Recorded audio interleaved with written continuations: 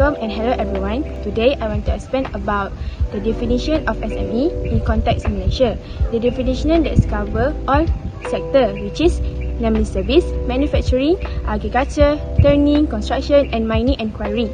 SME is also defined as a firm with sales turnover not exceeding 50 million or number of full-time employees.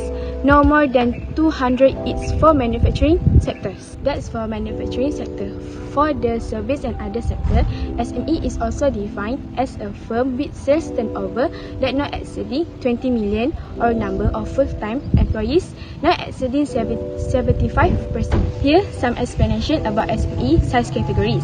First of all, in micro, the sales turnover is less than or equal 300,000 and full-time employees is less than 5 for both sectors.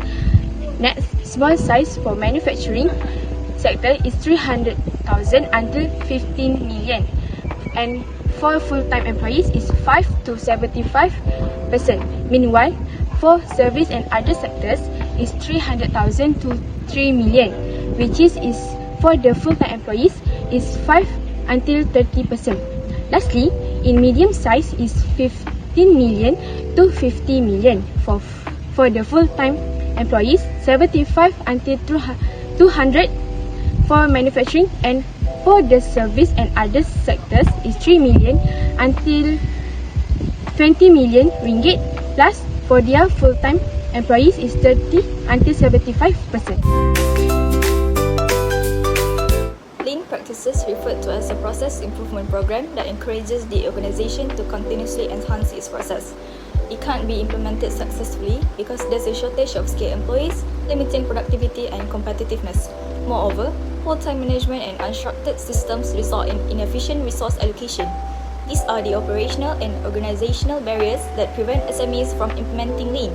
As shown, Company A is a non-Bumiputra-owned company known as a roof system supplier. The challenge faced by this company is inefficient manufacturing processes because of the high production cost of processing and overproduction. After implementing the Lean project on Company A, the changes actually improve productivity and efficiency in the manufacturing products. SMEs have been facing ongoing challenges and risks due to various uncertain situations such as the COVID-19 pandemic, natural disasters, and political instability. The talent gap is growing wider and finding the right people is harder than ever. Even with short-term financial aid provided by the government, many SMEs are barely holding on. Sustainability isn't just about surviving, it's about building the capacity to adapt, to innovate, and to respond faster and smarter. Until demand recovers and digitalization becomes more accessible, the future of many Malaysian SMEs remain fragile. Based on the challenges faced stated, it is the uneven ability to adapt and sustain these changes and lack of knowledge and resources. Talent is the engine of every enterprise. There is a misalignment between the way SMEs attract and retain talent and the goal of fostering long-term organizational commitment. To attract and retain valuable employees, SMEs offer incentives like flexible working hours and career development to foster meaningful interpersonal relationship at work. SMEs need to shift from ad hoc hiring to strategic talent acquisition using networks and relationship management. Moreover, SMEs should leverage informal hiring channels to enhance job embeddedness and reduce turnover. When employees feel psychologically connected, they are more likely to stay and grow in the company. Next, economic contribution of Malaysia SME to the national economy. First, we have open job opportunities. As of 2023, they employ nearly 48% of the national workforce, providing jobs to millions of Malaysians. The number of registered SME establishments increased from approximately 907,000 in 2050 to over 1.1 million in 2023. This growth reflects the sector increases importance in providing not only business opportunities but also sustainable livelihood for a large portion of the population. This helps the economic growth because when more people are employed, household income increase. This leads to higher consumer spending, which boosts demand for goods and services. Second, increase national export. In 2023, Malaysia SME contributed 152.2 billion ringgit Malaysia of total export. Many of this export came from the manufacturing sector, such as furniture, food product, and electronics. Many SME now use online platform to reach international customers. So when SME export product overseas, they bring foreign currency and increase Malaysia's trade balance and also improve the country's international income. And the last one is reducing the economic gap between urban and rural areas. SME helps spread business activity across Malaysia, including underdeveloped regions. They also support traditional industry like traditional food, herbal medicine, and handicraft. This spread out business opportunities and income beyond city centers.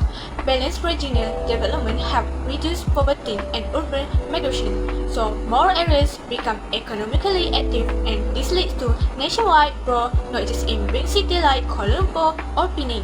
From this, we can generate local income and improve infrastructure. The Malaysian government offers various grants and training programs to empower SME. Through the conditional financing, SMEs can access loans up to 100,000 with the simple requirements, make it easier for small businesses to secure funding. Mara Entrepreneur Financing further supports Bumi Putra entrepreneurs through schemes like SPIM and PKS. Additionally, institution college contribute by providing short courses, professional certification, and specialized training such as HACCP and food safety, often offered by universities and vocational centers. This initiative helps entrepreneurs build knowledge and skill essential for business growth and competitiveness. To support SMEs in digital era, the Malaysia Digital Economic Corporation (MDEC) offers initiatives like e-Usahawan and PEDAS. E-Usahawan focuses on providing digital marketing and entrepreneurship courses, helping the SMEs provide and improve their online presence and become more competitive locally and globally. Meanwhile, PEDAS raised awareness about digital economic facilities, especially in rural areas, by providing access up to free internet, computers, and digital tools. It also helps entrepreneurs, students, and community build essential digital skills through workshop and training programs. Managed by Bank Negara Malaysia, the Micro Entrepreneurs Facility aims to help small businesses grow and formalize their operation. This includes support for hawkers, food stall owner, and home-based businesses, empowering them to purchase capital, business assets, and essential equipment. By making it easier for micro entrepreneurs to access financial resources, this initiative helps to sustain local economies and encourage the formalization in informal businesses. The Road to program creates new income opportunities for SMEs by helping them sell local craft and food products both in local markets and online platforms. It also offers training and awareness programs to upgrade entrepreneurial skills in areas such as simple photography, poster design, and video content creation. Additionally, the program guides SMEs to leverage e-commerce platforms like Shopee, TikTok, and Lazada, enabling them to expand their reach and stay competitive in the digital marketplace. The trade plays a vital role in helping Malaysian SMEs expand internationally by facilitating export opportunities and connecting businesses to global market. Through trade promotion activity, export training, and business matching program, Trade help SMEs explore and penetrate new markets, ultimately boosting the country's trade performance and economic growth. For halal certification, obtaining halal certification is another crucial to support the SMEs, especially in the food and beverages sector. This certification not only assures compliance with Islamic dietary laws, but also enhancing the credibility and marketability of products both in locally and globally. By securing halal certification, SMEs can access broader customer segment, including Muslim consumer worldwide, which significantly strengthen their market position. Hi, I am Amira Shakira, as a Credit Approval Officer at a commercial bank in Malaysia. Today, I will be presenting a formal post-assessment report regarding the rejection of a recent loan application submitted by a small and medium enterprise seeking financial assistance for business expansion. This decision was reached after a thorough evaluation grounded in our established credit risk framework, specifically the 5 C's of credit, which is character, capacity, capital, collateral, and conditions. In this presentation, I will outline the three primary factors that led to the rejection, along with an additional observation regarding the applicant's business planning. The first and most critical factor was the applicant's weak financial position, which directly impact the capacity criterion in our credit assessment. The company's financial statement revealed low and declining profit margin, irregular and unstable operating cash flow, and also a high debt-to-equity ratio indicating over-leverage. Moreover, the applicant struggled to meet payment obligation to suppliers, which raised concern about its liquidity and short-term solvency. Given these indicators, we conclude that the business lacked sufficient internal cash generation to service new debts and therefore possess a high risk of default. The second factor pertains to credit history, which is evaluated under the character component upon reviewing credit reports from CITOS and CCRIS, which is Central Credit Reference Information System. Both the company and its primary owner displayed weak credit score. The record include delay in repaying previous loans, a history of missed payment, and also negative trade reference from creditors and suppliers.